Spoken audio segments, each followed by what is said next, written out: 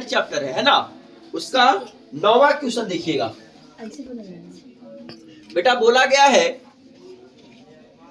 कि लोहे का एक टुकड़ा है जो कैसा है, घनाकार है, और उसका किनारा जो है 14 सेंटीमीटर है। टुकड़े को पिघलाकर बेटा छड़ बनाई गई है, तो जिसका व्यास है 7 सेंटीमीटर। तो छड़ की लंबाई क्या होगी? बेटा पहले ये देख लो कि जिन दो आकृति की बात हो रही है, यह आकृति को आप पहचानते हो कि नहीं, जानते हो कि नहीं?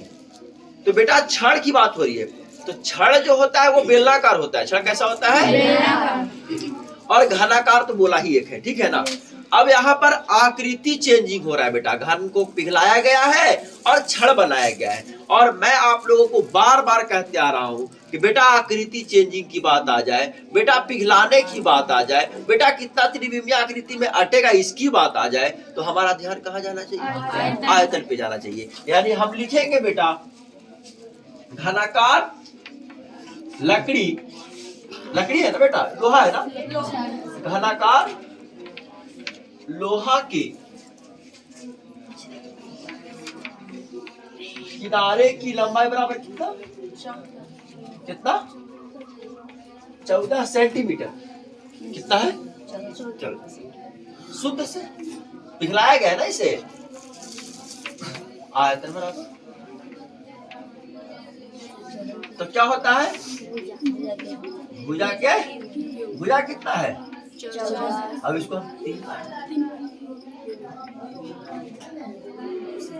कितना बार लिखेंगे हम? कोई दिक्कत है? मैंने बोला इसको आगे काटना है ना, तो हम संगठित नहीं करेंगे, तोड़ के रखेंगे इसको, ठीक है?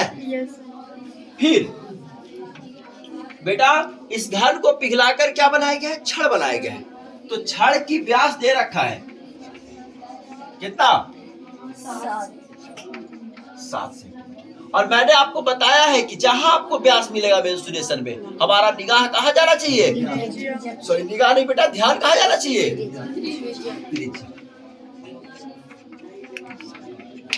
ध्यान हम उस वस्तु पर ले जाते हैं जो दिखता नहीं है, और निगाहें हम उसको उस पर ले जाते हैं जो चीज हमें क्या होता है? दिखता है। यहाँ पर हमको क्या करना है? निगाह नहीं करना है, ध्यान देना है कि जहां व्यास वही त्रिज्या। तो त्रिज्या बराबर बेटा 7/2 सेंटीमीटर। तो छड़ की लंबाई पूछा है, तो लंबाई को हम क्या मान लेते हैं बेटा? h मान लेते हैं। छड़ की लंबाई बराबर क्या हो गया?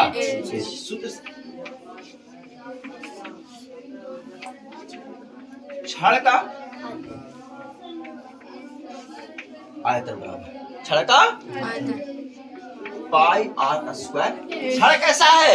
बेलनाकार है। और बेटा जी बेलन का आयतन आप लोगों को पता है क्या? पाई आर स्क्वायर एच। तो पाई का मान कितना होता है? 22/7। आर का मान बेटा 7/2 है ना, तो आर पर स्क्वायर है, तो हम 7/2 कितना बार लिखेंगे? 2 बार लिखेंगे बेटा। अब एच तो हमें निकालना है, तो एच की जगह पर क्या रखेंगे? एच। अब आइए 7 से 7 कैंसिल हो गया, 2 से 22 कटेंगे बेटा 11 बार में। कितने बार में कटेंगे? 11। तो आएगा क्या यहाँ पर? 11 × 7 × h। और बटा में क्या? बेटा जी यहाँ तक कोई दिक्कत है? अब मुझे आप लोग बताओ ना कि घन को पिघलाए हैं, है ना, और छड़ को हम बनाए हैं। तो बेटा घन को पिघलाने से जो हमें मटेरियल प्राप्त हुआ है, वो सारा का यूज हमने कहाँ करा है? छड़ बनाने में करा है। तो ये घन का जो आयतन होगा 100 और ये छड़ का जो आयतन होगा 100, ये दोनों आपस में बराबर होएंगे कि नहीं होएंगे? कोई दिक्कत? तो बेटा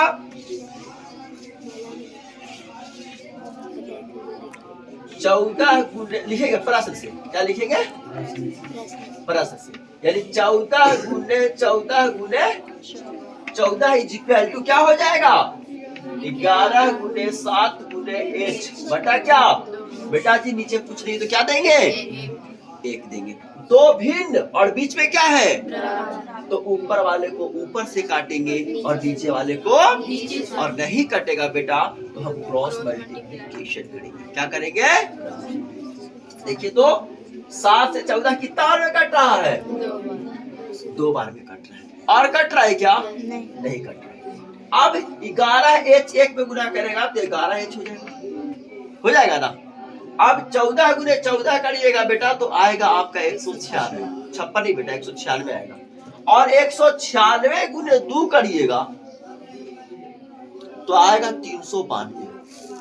कितना आएगा बेटा? तो यहाँ लिखेंगे हम, और 392 में फिर यहाँ 2 से गुना करना है, क्रॉस मल्टीप्लिकेशन करना है ना। ये पूरा जो आएगा वो कहाँ गुना करेगा? यहाँ गुना करेगा। तो 392 में फिर 2 से आप पूरा करिएगा तो कितना आएगा? 784 आएगा बेटा। कितना आएगा? 784। H बराबर 784 बटा 11। डेसिमल में आंसर से होगा, पूर्णांक में आंसर होगा बेटा।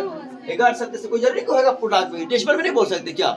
हम किसी भी रूप में बोल सकते बेटा, कोई दिक्कत नहीं। 11 सत्य 77, 11 एका 71.3 बटा 11 से। Any problem to get this? Note please.